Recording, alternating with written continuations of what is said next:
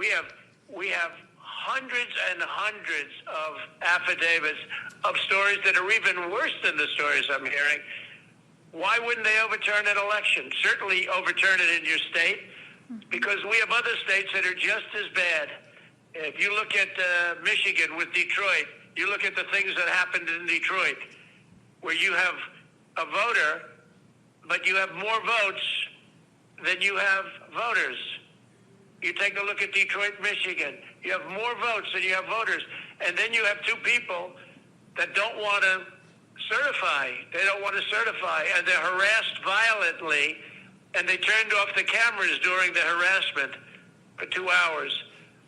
And then they said, wow, and they were afraid, and they voted, and then they went back to sign, and they couldn't do it because they said, we can't do it because this is corrupt. This is horrible what's taking place. Think of it, more votes than you have voters. But that was the least of it. They have things that were as bad as that, and this is going on all over. We're doing very well in a lot of states. A lot of good things are happening in Georgia. We're getting little help from government, but a lot of good things are happening in Georgia, Wisconsin, in Michigan. They're seeing what happened in Detroit. And we sure are looking at what's happening in Pennsylvania and Philadelphia. What happened in Philadelphia, they keep the poll watchers not only in pens, but they keep them out of the building.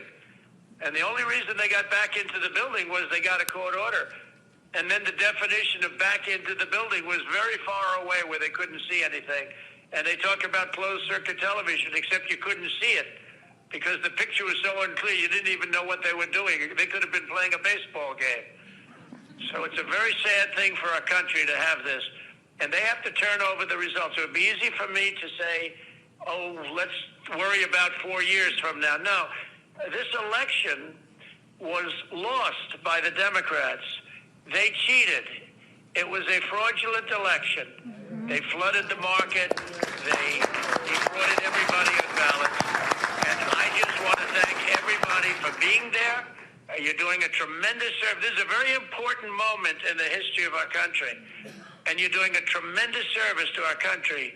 And don't worry about bravery, because the people that talk the most, they're not the ones you have to worry about. And these are all talkers. They intimidate. But these are not people that you're going to ultimately have to. They push you around. They pushed our poll workers out. Our poll watchers were pushed out of the building. Okay? Some got back in. They were put in the pens. But these are not people. Don't be intimidated by these people. But they're bad people. They're horrible people. And they're people that don't love our country. So we don't have to worry about 4 years right now. We have to worry about what happened on November 3rd and previous to November 3rd. And by the way, after November 3rd, when people put votes in and they put them in illegally, they put them in after the polls closed. And one of our great Supreme Court justices made mention of that. And I can't imagine that any justice or anybody looking at it could be thrilled when they vote after the election is over. So I want to thank everybody very much for being there. I want to thank the state Senate, respected people, tremendous people, and you're doing a tremendous service for our country. And if something was done wrong, if this election was won fraudulently, and that's what happened, it was a fraud. And we're talking about, very importantly, many more ballots, many more votes than the number we need. In other words, if we needed 50,000 votes, we're not talking about we found 9 dead people that voted. Of course, there were many more than that, many numbers that nobody even believes. Now, we're talking about numbers that are far in excess of the 50,000, far in excess of another state where we lost by 10,000. And they went absolutely wild because we got far more votes than they thought possible. And they've just stepped on the gas, and they got caught. Just like they got caught spying on my campaign, they got caught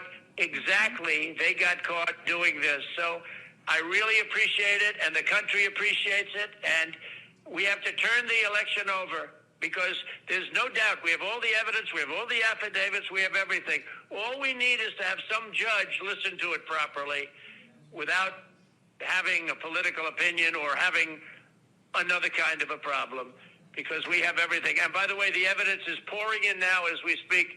And I want to thank Rudy Giuliani for having the courage to do this, because there are other lawyers that back down because they were being screamed at.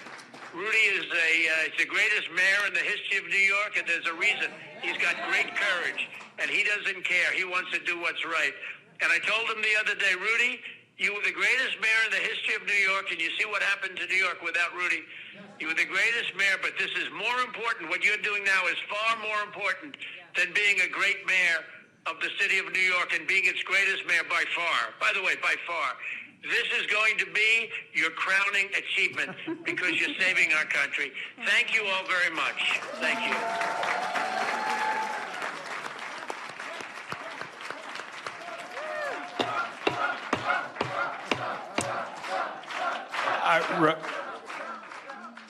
I think what you've just heard guarantees that 100 years from now, that this is the most important public hearing ever held by this Senate committee.